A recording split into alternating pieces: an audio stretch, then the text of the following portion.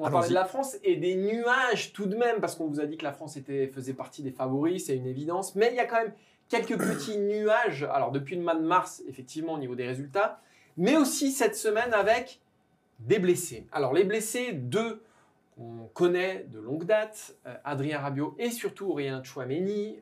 Ceux-ci auront du mal à débuter sans doute face à l'Autriche, surtout Aurélien Tchouaméni.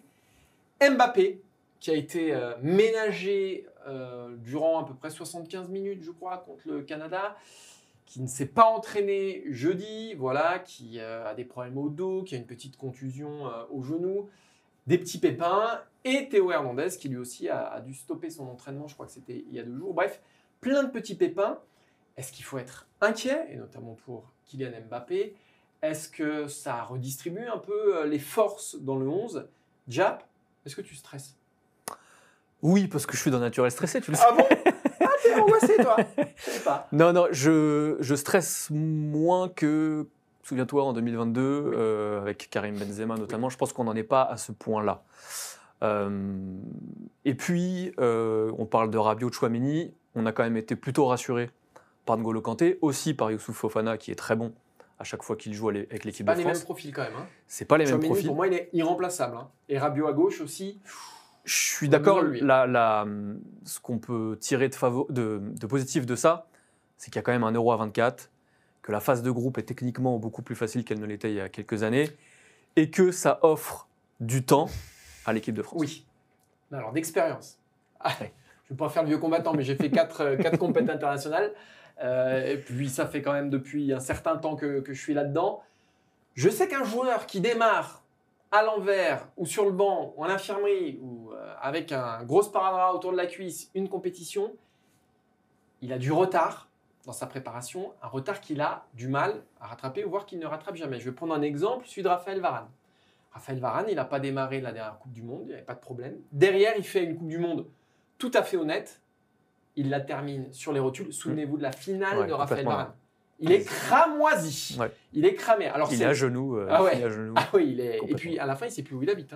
Hein. Il ne sait absolument plus où il habite. Donc après, c'est des conditions spéciales. Hein. C'était au Qatar, c'était au beau milieu d'une saison. Mais là, attention, la préparation a été hyper courte, hyper ramassée, beaucoup plus courte que pour la Coupe du Monde 2018 notamment, ou même que pour l'Euro 2016, ou même que pour l'Euro 2021. C'est une préparation beaucoup plus courte. Donc la compétition est moins lointaine. Tchouaméni, ça fait plus d'1 mois, semble-t-il, hein, qu'il n'a pas joué. Donc, moi, s'il y a vraiment une inquiétude à avoir, c'est pour Tchouaméni. Vous me direz, Mbappé est beaucoup plus... Tchouaméni, il est capital, fondamental dans cette équipe de France. C'est un des vice-capitaines. Son profil, il est unique. Il est capable d'être monstrueux devant la défense et aussi d'apporter offensivement dans les airs. Il est important partout, Tchouaméni. Kanté, oui, pas de problème. Il revient, il court partout, c'est génial, il est gentil, il est super, il sourit. Bravo, merci. Heureusement qu'il est là. Mais Tchouaméni, il est irremplaçable dans cette équipe de France. Donc c'est pour lui que je me fais le plus de soucis. Mbappé, Mbappé, ce qui est certain. C'est peut-être ça la différence. Voilà. C'est que Mbappé, pour le remplacer, c'est quasiment impossible. Tchouaméni, même s'il est capital, il y a quand même du monde au milieu. Non, mais Mbappé, alors il y a Olivier Giroud qui a dit en conférence de presse ce vendredi, ne vous inquiétez pas, il sera prêt au premier match. Il sera sans doute prêt, Mbappé. Est-ce qu'il fera une compétition sans aucun problème physique, à 100%? Elle est là la question. Parce que à Mbappé, à 80% ou à 100% pour l'équipe de France, ça change tout. Un Rabiot à 80 ou 100% pour l'équipe de France, ça change moins tout. Ce que je veux dire, c'est que cette équipe de France va tellement tourner autour d'Mbappé que si le mec n'est pas à 100% de ses capacités du début à la fin, forcément, cette équipe de France va souffrir. Et aujourd'hui, il y a un sujet sur le physique d'Mbappé, c'est certain. Je veux dire, on ne repose pas le capitaine, le joueur le plus important, à, c'était quoi, 4 ou 5 jours de l'entrée en jeu des Bleus, sans qu'il n'y ait pas, si ce n'est une inquiétude, au moins, voilà... Un doute, oui. Un léger doute, effectivement, un petit nuage. Et ça d'expérience, avant le début de la compétition, c'est toujours enquiquinant. Pour Théo Hernandez, c'est un peu pareil, parce que lui, il faut qu'il soit à fond pour labourer son côté gauche. Et pour Rabiot, c'est la même chose. Pour Rabiot, il y a aussi un doute qui est encore plus gros. Surtout que pour Mbappé, il y a aussi toutes les questions qui portent sur la saison qui s'est écoulée. Exactement. Souvenez-vous de sa préparation où il était au loft au Paris Saint-Germain. Souvenez-vous de sa deuxième partie de saison où il joue quelques minutes, quelques bouts de match de temps en temps. À quel point tout ce précédent-là va jouer sur sa forme physique. Et quand on sait aussi à quel point l'importance du physique sur son jeu et sur son explosivité, etc., effectivement, on peut quand même se poser des questions. Peut-être pas être inquiet, mais au moins se poser des questions et attendre d'avoir des réponses sur le terrain face à l'Autriche notamment.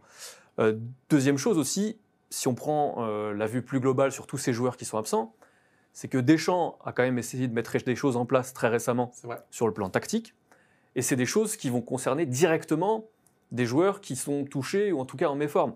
Théo Hernandez, le système de relance A3, c'est quasiment pour lui qu'il a été fait parce que maintenant il joue comme un ailier. Ouais.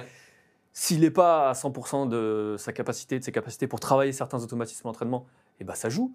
Son entente avec Mbappé, qui est capitale depuis plusieurs années maintenant. C'est la grande force des Bleus.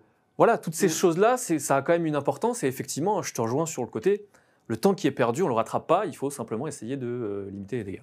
Et sur la communication, on va dire tout de suite quelque chose de très clair. C'est-à-dire que Deschamps n'est jamais inquiet. Oui. Par définition, il n'est jamais inquiet. Au Qatar, il n'était pas inquiet, il n'est jamais inquiet.